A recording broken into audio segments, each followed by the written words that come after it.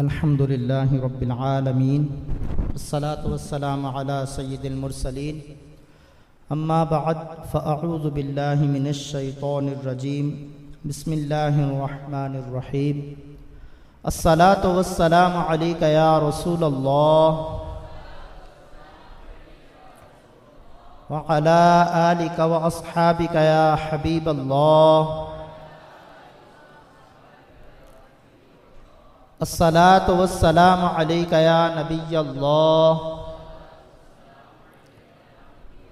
وعلی آلک واصحابک یا نور اللہ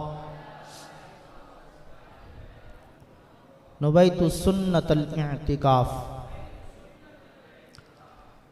سرکار مدینہ راحت قلب و سینہ باعث نزول سکینہ صاحب معطر پسینہ سرکار مکۃ المکرمہ سرکار مدینہ المنورہ عطائے پروردگار سے دو جہاں کے مالک و مختار حبیب پروردگار حضرت محمد مصطفیٰ صلی اللہ علیہ وسلم کا فرمان خوشگوار ہے، جو شخص میری ذات پر 1000 مرتبہ درود پاک پڑھے وہ مرے گا نہیں جب تک کہ جنت میں اپنا مقام نہ دیکھ لے۔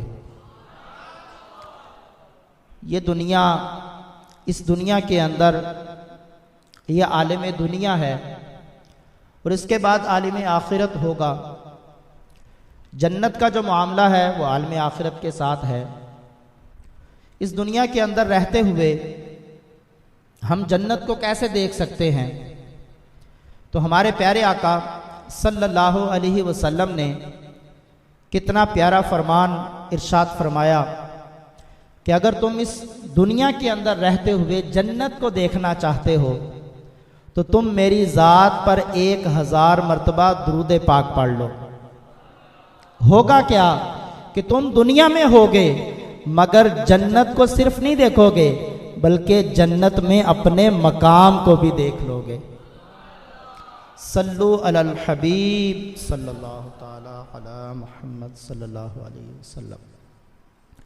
تذکرۃ الاولیاء میں ہے، حضرت ابراہیم بن ادہم علیہ رحمت اللہ الاکرم آپ کی بارگاہ کے اندر ایک شخص حاضر ہوا، عرض کرتا ہے حضور مجھ سے گناہ بہت ہوتے ہیں، گناہ کا کوئی علاج تجویز فرمائیے۔ آپ نے ارشاد فرمایا کہ جب تم گناہ کرنے کا پکا ارادہ کر لو تو پھر رب کا رزق کھانا چھوڑ دو۔ وہ کہنے لگا حضور یہ کیسے ممکن ہے؟ اللہ رب العزت تو رازق ہے، سارا کا سارا رزق تو اسی کا ہے، بلکہ وہ تو خیر الرازقین ہے، اچھا رزق عطا فرمانے والا ہے، تو میں اس کا رزق کھانا کیسے چھوڑ سکتا ہوں؟ حضرت ابراہیم بن ادہم علیہ رحمت اللہ الاکرم نے ارشاد فرمایا کہ کتنی بری بات ہے کہ تم جس کا رزق کھاتے ہو اسی کی نافرمانی کرتے ہو۔ پھر حضرت ابراہیم بن ادہم علیہ رحمت اللہ الاکرم آپ کی بارگاہ میں عرض کرتا ہے کہ حضور گناہ کا علاج تجویز فرمائیے۔ تو آپ نے مزید ارشاد فرمایا کہ جب تم گناہ کرنے کا پکا ارادہ کر لو تو پھر تم رب کے ملک سے باہر جا کے گناہ کرو۔ وہ کہنے لگا حضور یہ کیسے ممکن ہے؟ اللہ رب العزت تو آسمانوں کا بھی مالک ہے، اللہ رب العزت تو زمینوں کا بھی مالک ہے، جو کچھ بھی زمین و آسمان ہے سب کا مالک تو اللہ رب العزت ہے، میں اس کے ملک سے باہر کیسے نکل سکتا ہوں؟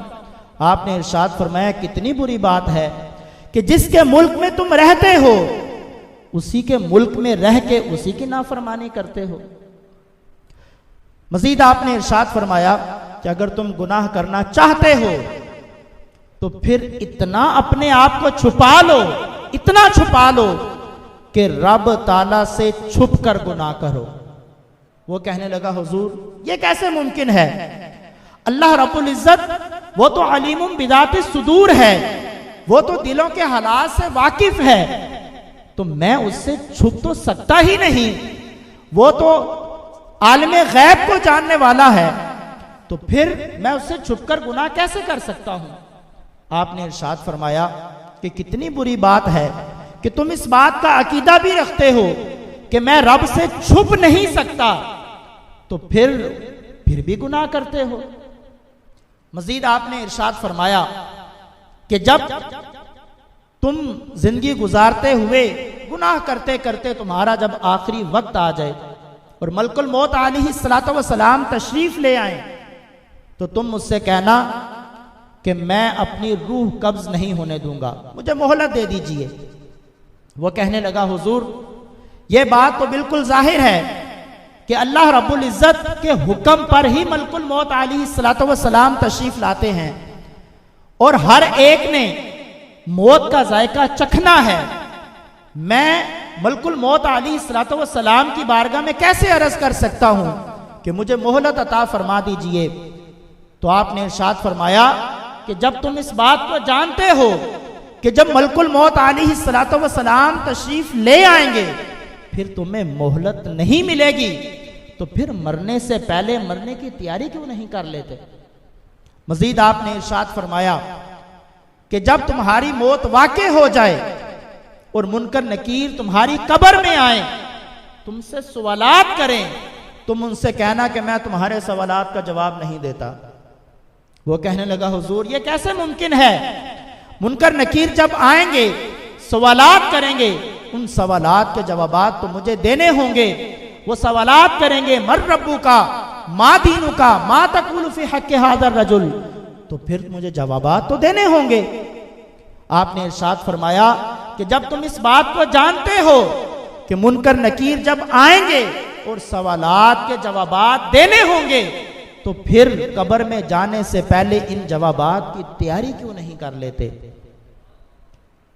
پھر آپ نے ارشاد فرمایا کہ قیامت کے روز جب اللہ رب العزت کی بارگاہ میں حاضری ہو اور تم گناہ کرتے کرتے اس دنیا سے چلے گئے ہو اور اللہ رب العزت کی طرف سے حکم ہو کہ اس کو جہنم میں ڈال دیا جائے، تم کہنا کہ میں نہیں جاتا۔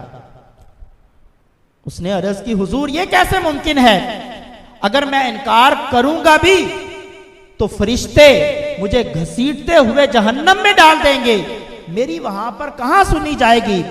آپ نے ارشاد فرمایا کہ جب تم اس بات کو جانتے ہو کہ میں رب کے ملک سے باہر نہیں نکل سکتا، میں اس کے رزق کو کھانا رزق چھوڑ نہیں سکتا، میں اس سے چھپ نہیں سکتا، اگر ملک الموت علیہ السلام آ جائیں ان سے مہلت نہیں لے سکتا، منکر نکیر آ جائیں ان کے سوالات کے جواب دینے ہی ہوں گے، اور جب قیامت کے روز حکم ہو جائے تو پھر رب کے حکم کی تعمیل ضرور کرنی ہوگی، تو پھر ان سارے مسائل کا چھٹکارا تو تیرے پاس ہے کہ تو گناہ کرنا ہی چھوڑ دے، تو گناہ کرنا ترک کر دے۔ میرے میٹھے میٹھے اسلامی بھائیوں، یہ بات حقیقت ہے، اس بات سے ہم سب واقف ہیں کہ ہم رب تعالیٰ سے نہیں چھپ سکتے۔ رب کائنات ہمیں دیکھ رہا ہے، پھر بھی ہم گناہ کرتے ہیں، ہم رب کے رزق کو ترک نہیں کر سکتے، ملک الموت علیہ السلام سے مہلت نہیں لے سکتے، منکر نکیر کو اپنی قبر سے ہٹا نہیں سکتے، اور قیامت کے روز جب حکم ہو جائے تو پھر اس حکم کی تعمیل ہی کرنی ہوتی ہے۔ میرے میٹھے میٹھے اسلامی بھائیوں، اس وقت اللہ کریم نے ہمیں سانسیں عطا فرمائی ہیں، اس وقت ہم حیات ہیں، زندہ ہیں۔ آج ہم صبح سے لے کے شام تک اپنے اعمال پر غور کریں کہ ہم کس قدر اطاعت کرتے ہیں اور کس قدر نافرمانیاں کرتے ہیں۔ کیا سارا دن نافرمانیوں میں نہیں گزر جاتا؟ کیا ہم نمازیں با جماعت ادا کر رہے ہیں؟ کیا ہم جھوٹ سے بچ رہے ہیں؟ کیا ہم بد نگاہی سے بچ رہے ہیں؟ کیا ہم حرام کاموں سے بچ رہے ہیں؟ میرے میٹھے میٹھے اسلامی بھائیوں، اس وقت اللہ کریم نے ہمیں یہ سانسیں عطا فرمائی ہیں، ابھی بھی وقت ہے اللہ کریم کی بارگاہ میں رجوع کر لیا جائے۔ پیارے آقا صلی اللہ علیہ وسلم نے ارشاد فرمایا، التائب من الذنب کمن لا ذنب له، توبہ کرنے والا ایسا ہے گویا اس نے گناہ کیا ہی نہیں ہے۔ میرے میٹھے میٹھے اسلامی بھائیوں، بغداد معلیٰ کے اندر ایک بدماش تھا، اس نے بازار کے اندر ایک عورت کو پکڑ رکھا تھا، لوگ تماشا دیکھ رہے تھے۔ اس بدماش کے ہاتھ کے اندر ایک خنجر تھا اور وہ اس عورت پر حملہ کرنے ہی والا تھا۔ قریب سے ایک بزرگ گزرے اور انہوں نے اس بدماش کے کان کے اندر کچھ کہا اور اس کے بعد تشریف لے گئے۔ آپ کا وہ کان کے اندر کچھ کہنا تھا کہ اس بدماش کے ہاتھ سے وہ عورت چھوٹ گئی، وہ بھاگ گئی، خنجر بھی نیچے گر پڑا اور وہ بے ہوش ہو کر زمین پر آ گیا۔ جب اس کو ہوش آیا تو لوگوں نے پوچھا کیا ہوا تھا؟ وہ کہنے لگا کہ یہ بزرگ، یہ بابا جی کون تھے؟ بتایا کہ یہ وقت کے ولی حضرت سیدنا بشر حافی علیہ رحمت اللہ الکافی تھے۔ کہا کہ انہوں نے تمہیں کہا کیا تھا؟ اس نے کہا کہ ان بزرگوں نے میرے کان کے اندر یہ ارشاد فرمایا کہ تیرے اس عمل کو تیرا رب دیکھ رہا ہے۔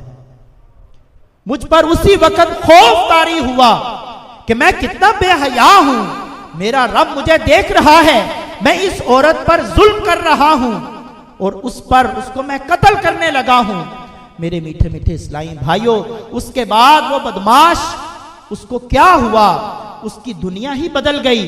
وہ اللہ رب العزت کی بارگاہ میں حاضر ہو کر عبادات میں مصروف عمل رہا، شدت کا بخار ہوا اور ایک ہفتے کے اندر اندر اس کا انتقال ہو گیا۔ میرے میٹھے میٹھے اسلامی بھائیوں، خوف خدا عز و جل یہ ایک ایسی عظیم نعمت ہے جو خوش نصیبوں کو نصیب ہوتی ہے۔ اللہ کریم قرآن پاک میں ارشاد فرماتا ہے الم یعلم بان اللہ یرا، کیا اس نے جانا کہ اللہ خوب دیکھ رہا ہے؟ وہ نہ صرف دیکھ رہا ہے بلکہ اللہ کریم قرآن پاک میں ارشاد فرماتا ہے نحن اقرب الیہ من حبل الورید، کہ ہم اس کی شاہ رگ سے بھی زیادہ قریب ہیں۔ میرے میٹھے میٹھے اسلامی بھائیو، حضرت عمر فاروق رضی اللہ تعالی عنہ کا دور مبارک ہے۔ ایک نوجوان تھا، مسجد کے اندر ہر وقت عبادات کرتا رہتا، بڑا ہی خوبصورت نوجوان تھا، یہاں تک کہ حضرت عمر فاروق رضی اللہ تعالی عنہ آپ اس کی عبادات پر تعجب کیا کرتے تھے، حیران ہوا کرتے تھے کہ کیسا خوش نصیب ہے، ایسا پیارا نوجوان ہے، ہر وقت عبادات میں مصروف عمل رہتا، سارا دن عبادات کرتا رہتا، قرآن پاک کی تلاوت کرتا رہتا۔ جب رات کا وقت ہوتا، عشاء کے بعد اپنے گھر جاتا اور اپنے بوڑھے باپ کی جو ہے وہ کیئر کرتا، ان کی خیرخواہی کرتا اور اس کے بعد تہجد میں دوبارہ مسجد میں حاضر ہو جاتا۔ یہی روٹین تھی، یہاں تک کہ حضرت عمر فاروق رضی اللہ تعالی عنہ آپ نے دیکھا کہ وہ جو نوجوان آیا کرتا تھا وہ اب آ نہیں رہا، وہ کہاں گیا ہے؟ لوگوں نے عرض کی اس کا تو انتقال ہو گیا۔ آپ بڑے متعجب ہوئے اور فرمایا کہ مجھے خبر کیوں نہیں کی؟ بہرحال آپ چند صحابہ کے ساتھ، چند ساتھیوں کے ساتھ ان کے گھر تشریف لے گئے اور والد محترم سے پوچھا کہ کیا معاملہ ہے؟ وہ تو بالکل ٹھیک تھا، کیسے انتقال ہوا؟ اس کا باپ عرض کرنے لگا حضور آپ معاف فرما دیجئے گا، معاملہ کچھ ایسا ہے کہ آپ کی بارگاہ میں بھی خبر نہیں کی، اس کی وجہ شرمندگی تھی۔ آپ نے فرمایا کہ کیا معاملہ ہے، کیا بات ہوئی ہے؟ وہ عرض کرنے لگا حضور بات یہ ہے کہ جب میرا بیٹا مسجد سے گھر آیا کرتا تھا، راستے میں ایک عورت تھی جو اس کو اپنے پاس بلایا کرتی تھی، لیکن میرا بیٹا اس کی طرف توجہ نہ کرتا تھا، لیکن ایک دن شیطان کے بہکاوے میں آ گیا اور اس عورت کے ساتھ اس کے گھر میں چلا گیا۔ لیکن میرے بیٹے نے مجھے بتایا کہ جب میں اس گھر میں گیا، تنہائی اختیار کی، اس وقت اللہ رب العزت کے اس فرمان کو مجھے میرے ذہن کے اندر رب تعالیٰ کا یہ فرمان آ گیا کہ ان الذین اتقوا اذا مسهم طائف من الشیطان تذکروا فاذا هم مبصرون، کہ بے شک وہ جو ڈرنے والے ہیں جب انہیں شیطانی خیال کی ٹھیس لگتی ہے وہ ہوشیار ہو جاتے ہیں، اسی وقت ان کی آنکھیں کھل جاتی ہیں۔ میرے بیٹے نے مجھے بتایا کہ جب یہ آیا مبارکہ میرے ذہن میں آئی، مجھے یاد آئی، مجھ پر خوف خدا عز و جل کا غلبہ ہوا، مجھے یہ بات یاد آ گئی کہ میرا رب میرے اس عمل کو دیکھ رہا ہے۔ جب مجھے یہ خیال آیا تو میں بے ہوش ہو کر گر پڑا۔ وہ عورت پریشان ہو گئی اور اس نے گھسیٹ کے مجھے گلی کے اندر ڈال دیا۔ ادھر باپ کہنے لگا کہ جب میں اپنے بیٹے کا انتظار کر رہا تھا، میرا بیٹا نہیں آیا، پریشانی لاحق ہوئی۔ جب میں گلیوں کے اندر ڈھونڈنے کے لیے نکلا تو میں نے دیکھا کہ میرا بیٹا بے ہوش پڑا ہے۔ کسی کو ساتھ لیا، اٹھا کر گھر لے آیا۔ جب اس کو ہوش آیا، پوچھا بیٹا کیا ہوا تھا؟ بیٹے نے بتایا کہ ابا حضور میرے ساتھ ایسا معاملہ ہوا ہے، مجھے اس طرح سے عورت اپنے ساتھ لے گئی، میں پہلے اس کی طرف توجہ نہیں کرتا تھا، لیکن جب اس کے گھر میں پہنچا تو مجھے رب تعالیٰ کا یہ فرمان یاد آیا، خوف خدا کا غلبہ ہوا، بے ہوش ہو گیا۔ اس عورت نے گھسیٹ کے مجھے گلی میں ڈال دیا۔ میرے میٹھے اسلامی بھائیوں، اسی وقت جب یہ بیٹا اپنے باپ کو یہ ساری بات بتا رہا تھا، خوف خدا عز و جل کا ایسا غلبہ ہوا، اس نے ایک چیخ ماری اور وہ فضا کے اندر گم ہوئی اور اس کی روح قفس عنصری سے پرواز کر گئی۔ میرے میٹھے میٹھے اسلامی بھائیوں، حضرت عمر فاروق رضی اللہ تعالی عنہ آپ نے فرمایا کہ جب جنازے کا معاملہ تھا مجھے کیوں نہیں بلایا گیا؟ اس نے تو خوف خدا کی وجہ سے اپنی جان رب تعالیٰ کی بارگاہ میں پیش کی ہے۔ وہ تو بڑا متقی پرہیزگار تھا، اس سے غلطی کرنے چلا تھا مگر غلطی کی تو نہیں اس نے، تو مجھے کیوں نہیں بتایا؟ والد محترم عرض کرنے لگے حضور ہم نے اس لیے نہیں بتایا کہ ایک شرمندگی کا معاملہ تھا، رات کا وقت تھا، ہم نے غسل دیا، تکفین کی اور تدفین کر دی۔ آپ نے ارشاد فرمایا کہ اس خوش نصیب کی قبر کہاں ہے، مجھے اس کی قبر پر لے چلو۔ والد محترم اور چند ساتھیوں کے ساتھ حضرت عمر فاروق رضی اللہ تعالی عنہ جب قبر مبارک پر پہنچے، آپ نے دعا کی اور دعا کرنے کے بعد آپ نے یہ قرآن پاک کی آیہ مبارکہ تلاوت فرمائی، وَلِمَنْ خَافَ مَقَامَ رَبِّهِ جَنَّتَانِ، جو اپنے رب کے حضور کھڑے ہونے سے ڈرے اس کے لیے 2 جنتیں ہیں۔ آپ نے جب آیہ مبارکہ تلاوت کی، قبر سے ایک آواز آئی، اے امیر المؤمنین اللہ کریم نے مجھے 2 جنتیں عطا فرمائی ہیں۔ میرے میٹھے میٹھے اسلامی بھائیو، پیارے آقا صلی اللہ علیہ وسلم کی بارگاہ میں ایک حبشی حاضر ہوتا ہے، عرض کرتا ہے یا رسول اللہ صلی اللہ علیہ وسلم، جب میں گناہ کیا کرتا تھا کیا میرا رب مجھے دیکھتا تھا؟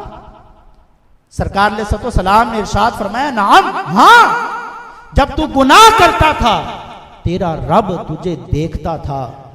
جب آپ کے اس جواب کو سماعت کیا، ایک آواز، ایک چیخ ہوا کے اندر فضا میں گم ہوئی، ایک چیخ ماری اور اس کی روح قفس عنصری سے پرواز کر گئی۔ میرے میٹھے میٹھے اسلامی بھائیوں، اللہ کریم ان کے صدقے ہمارے بھی مغفرت فرمائے اور ایسا خوف خدا عز و جل ہمیں بھی نصیب ہو جائے۔ اللہ کریم قرآن پاک میں ارشاد فرماتا ہے وَخَافُونِ إِن كُنتُم مُؤْمِنِينَ، مجھ سے ڈرو اگر تم مومن ہو۔ ایک مقام پہ فرمایا فَلَا تَخْشَوْهُمْ وَخْشَوْنِي، ان سے نہ ڈرو مجھ سے ڈرو۔ آج ہم لوگوں سے ڈرتے ہیں، اشیاء سے ڈرتے ہیں، مخلوقات سے ڈرتے ہیں۔ پیارے آقا صلی اللہ علیہ وسلم کا فرمان مبارک کیا ہے؟ آپ نے ارشاد فرمایا جو اللہ سے ڈرتا ہے ساری چیزیں اس سے ڈرتی ہیں، اور جو مخلوقات سے ڈرتا ہے اللہ سے نہیں ڈرتا، اللہ کریم مخلوقات کا ڈر اس کے دل میں ڈال دیتا ہے۔ میرے میٹھے میٹھے اسلامی بھائیوں، ہمارے بزرگان دین اللہ رب العزت سے ڈر جایا کرتے تھے۔ جب وہ اللہ رب العزت سے ڈر جایا کرتے تھے پھر وہ مخلوقات سے نہیں ڈرتے تھے۔ پیارے آقا صلی اللہ علیہ وسلم کے یہ اولیاء کرام، پیارے آقا صلی اللہ علیہ وسلم کے یہ چاہنے والے، محبت والے اولیاء کرام کی کیا شان تھی۔ حضرت سفیان ثوری مشہور محدث ہیں، حضرت عبد المصطفیٰ اعظمی صاحب نے یہ واقعہ نقل فرمایا۔ آپ ایک مرتبہ حج کے سفر میں تھے، پرانا دور تھا، اونٹوں پر سفر کیا جاتا تھا۔ سفر کے دوران حضرت شعبان راعی رحمت اللہ تعالی علیہ سے ملاقات ہوئی۔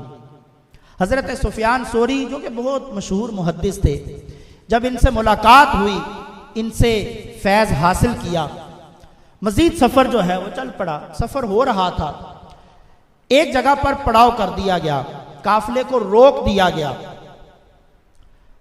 معلوم کیا گیا کہ کیا وجہ ہے، کہا کہ وہ سامنے ایک شیر بیٹھا ہوا ہے، راستے میں شیر ہے، دونوں طرف پہاڑ ہیں اور کوئی راستہ نہیں ہے، اب جب تک شیر وہاں بیٹھا ہے ہم یہاں سے گزر نہیں سکتے۔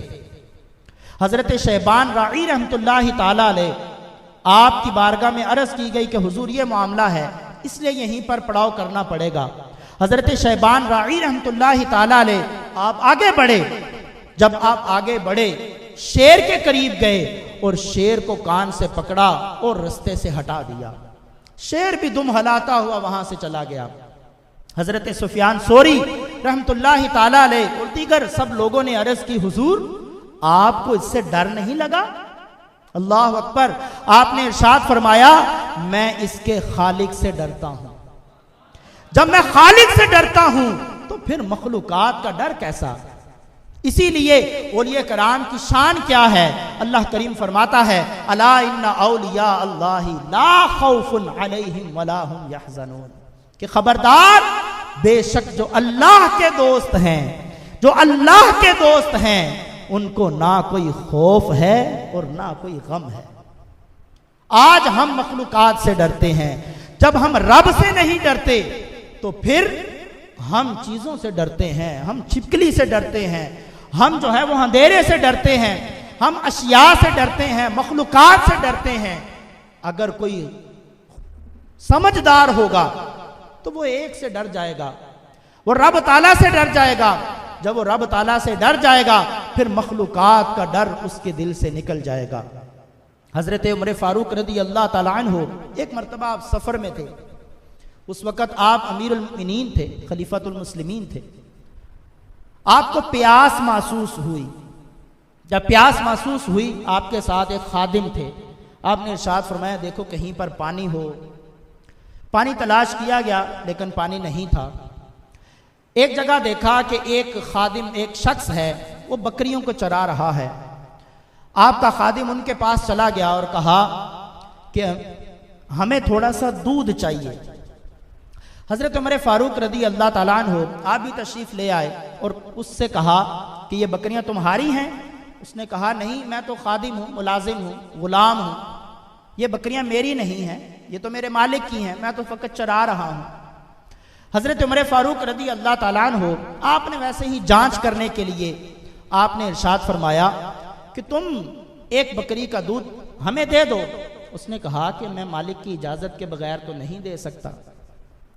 آپ نے ارشاد فرمایا کہ تم ایک بکری ہی ہمیں دے دو، کہنا کہ وہ بھیڑیا کھا گیا ہے۔ ویسے ہی جانچ کے لیے آپ نے ارشاد فرمایا، وہ شخص کہنے لگا کہ یہ مالک کے سامنے میں جھوٹ کیسے بولوں گا؟ میں جھوٹ تو نہیں بولوں گا کیونکہ جھوٹ بولنا تو حرام ہے۔ آپ نے ارشاد فرمایا کہ تیرا مالک تو نہیں تمہیں دیکھ رہا، تیرا مالک تجھے دیکھ نہیں رہا۔ اس نے بڑا پیارا جملہ ارشاد فرمایا، اس نے کہا ہاں میرا مالک مجھے نہیں دیکھ رہا لیکن میرے مالک کا مالک تو دیکھ رہا ہے، میرے مالک کا مالک تو دیکھ رہا ہے، میں کیسے یہ کام کروں؟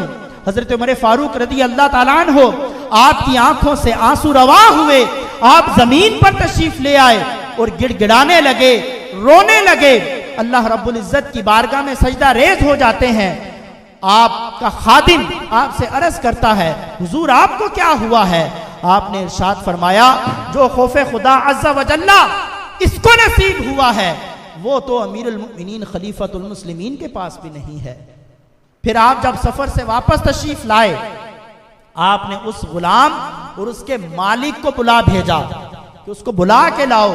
جب آپ کی بارگاہ میں حاضری ہوئی تو مالک کہنے لگا کہ حضور اس سے بہت بڑی غلطی ہو گئی، اس کو نہیں پتا تھا کہ آپ خلیفۃ المسلمین ہیں، آپ تو ہمارے آقا ہیں، ہمارے اموال کے مالک بھی آپ ہی ہیں، آپ اگر کوئی بھی چیز لے لیں ہمیں کوئی ناراضگی نہیں ہے۔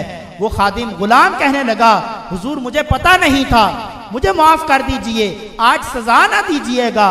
حضرت عمر فاروق رضی اللہ تعالیٰ عنہ آپ پھر رو دیے اور ارشاد فرمایا نہیں میں نے تمہیں سزا کے لیے نہیں بلایا، میں نے تو تیرے خوف خدا عز و جل کی وجہ سے تجھے انعام و اکرام کے لیے بلایا ہے. میں تیرے مالک سے التجا کرتا ہوں کہ تو اس کو آزاد کر دے, اور اگر آزاد نہیں کرنا چاہتا تو مجھے بیچ دے, میں اس کو آزاد کر دیتا ہوں. وہ مالک کہنے لگا حضور آپ نے حکم فرما دیا, بس آپ کے حکم کی تعمیل ہوئی, میں نے اس کو آزاد کر دیا. وہ خادم عرض کرنے لگا حضور آج آپ نے مجھے دنیا میں آزاد کیا ہے, اللہ کریم آخرت میں آپ کو جہنم کی آگ سے آزاد فرما دے. میرے میٹھے میٹھے اسلامی بھائیوں, آج ہم اعلیٰ حضرت امام محمد رضا خان رحمۃ اللہ تعالیٰ علیہ, آپ نے ان کا بھی ذکر خیر کیا, آج کی محفل کے اندر ان کا بھی ذکر خیر ہوا. آئیے ان کا بھی ایک چھوٹا سا واقعہ سنتے ہیں.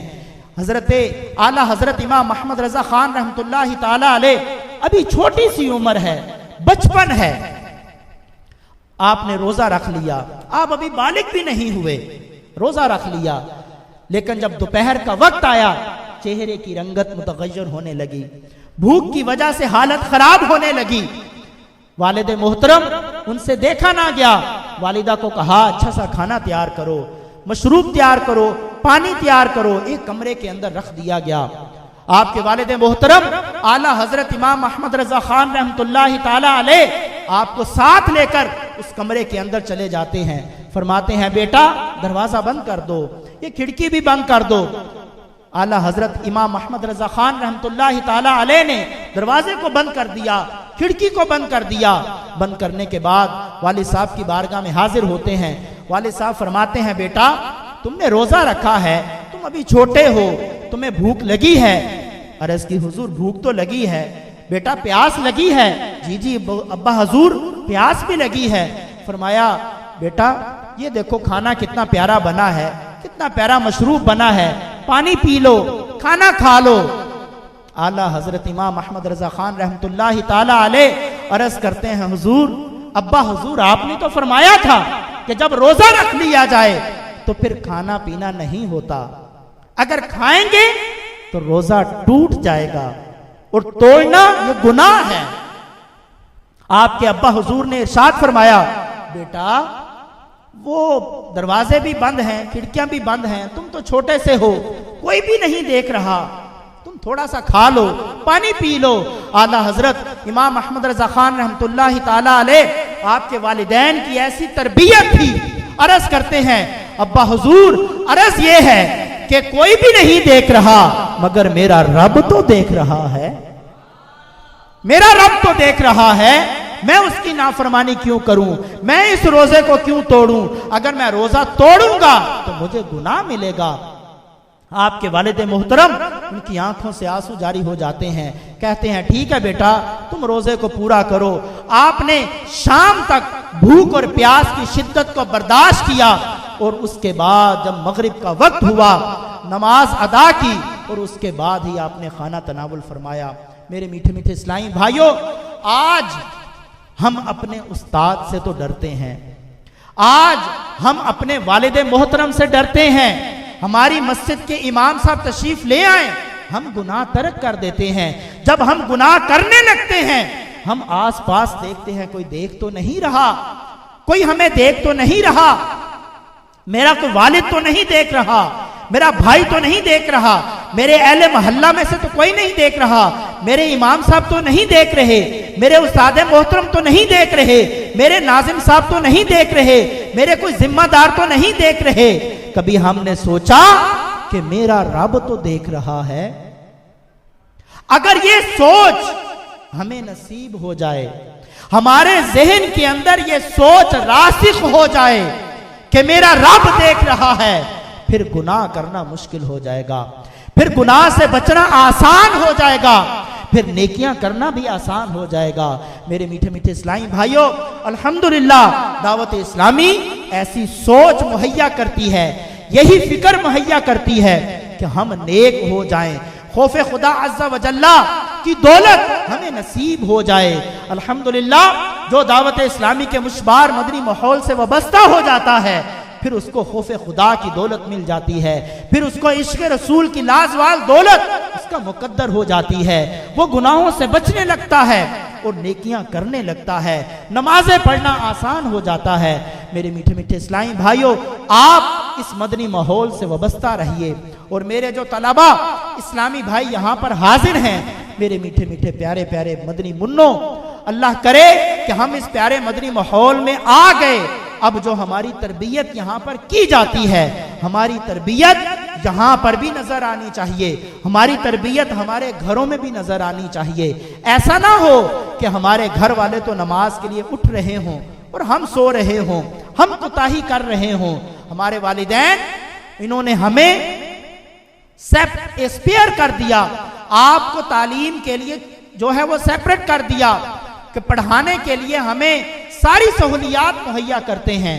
ہمیں چاہیے کہ جو ہم سے یہ چاہتے ہیں، یہی تو چاہتے ہیں کہ آپ نیک بنیں، آپ مفتیان کرام بنیں، آپ علماء اہل سنت بنیں، آپ مقتدا اور پیشوا بنیں۔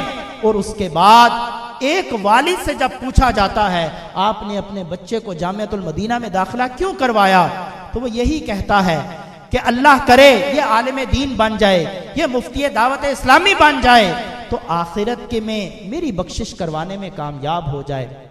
ہم سے یہی تو امید رکھتے ہیں کہ یہ ہماری بخشش کروائیں گے۔ تو بخشش تو اسی صورت میں ہوگی کہ جب ہمیں تقوی اور پرہیزگاری نصیب ہوگا، جب ہمیں خوف خدا حاصل ہوگا، عشق رسول حاصل ہوگا، جو علم ہم حاصل کرتے ہیں اس علم پر ہم عمل کرنے والے ہوں گے۔ میرے میٹھے میٹھے اسلامی بھائیوں، ہمیں چاہیے کہ ہم جو علم حاصل کریں اس پر عمل بھی کریں، کیونکہ علم بغیر عمل کے کچھ بھی نہیں ہے۔ علم بغیر عمل کے تو وہ ہے جس سے پیارے آقا صلی اللہ علیہ وسلم نے پناہ مانگی ہے۔ ایسا علم جو نفع نہ دے، ایسے علم سے تو سرکار اقدس صلی اللہ علیہ وسلم نے پناہ مانگی ہے۔ میرے میٹھے میٹھے اسلامی بھائیو، الحمدللہ دعوت اسلامی بہت سارے شعبہ جات کے اندر قرآن و سنت کا کام کر رہی ہے۔ الحمدللہ جامعۃ المدینہ بھی ایک شعبے کا نام ہے۔ اسی طرح کے 108 شعبہ جات ہیں، اور اللہ کے فضل سے، آپ کے تعاون سے، آپ کی معاونت سے دعوت اسلامی جو ہے وہ ترقیاں کرتی چلی جا رہی ہے، اور کثیر ممالک کے اندر دعوت اسلامی کے جامعات، مدارس، دیگر شعبہ جات قرآن و سنت کا کام کر رہے ہیں۔ الحمدللہ ابھی انہی دنوں کے اندر ابھی ٹیلی تھون کا سلسلہ ہے۔ ٹیلی تھون کا مطلب عطیات مہم، تو 10,000 روپے کا ایک یونٹ ہے۔ آپ دعوت اسلامی کو ضرور ڈونیٹ کیجئے، آپ ان شعبہ جات کو مضبوط کیجئے۔ ان کو مضبوط کرنے کا مطلب سنیت کی خدمت ہے، دین کی خدمت ہے۔ جب یہ علماء بن جائیں گے، جب یہ حفاظ بن جائیں گے، تو یہ پھر معاشرے کے اندر اچھا کردار ادا کریں گے۔ یہ وہی ہوں گے جو رہنمائی کرنے والے ہوں گے، یہ وہی ہوں گے جو مقتدا اور پیشوا ہوں گے، یہ وہی ہوں گے جو مصلی رسول پر کھڑے ہو کر امامت کے فرائض سر انجام دیں گے، یہ وہی ہوں گے جو ممبر رسول صلی اللہ علیہ وسلم پر جلوہ گر ہو کر لوگوں کی خیر خواہی کریں گے، ان کو قرآن و سنت کی تعلیم دیں گے۔ آپ کا تعاون گویا دین کی خدمت ہے۔ آپ دعوت اسلامی کے اس حوالے سے بھی تعاون کیجئے، ٹیلی تھون کے اندر اپنا حصہ ضرور شامل کیجئے۔ اللہ رب العزت کی بارگاہ میں دعا ہے کہ جو ہم نے بیان سنا اسے یاد رکھنے، عمل کرنے، دوسرے اسلامی بھائیوں تک پہنچانے کی توفیق مرحمت فرمائے۔ آمین بجاہ النبی الامین صلی اللہ علیہ وسلم۔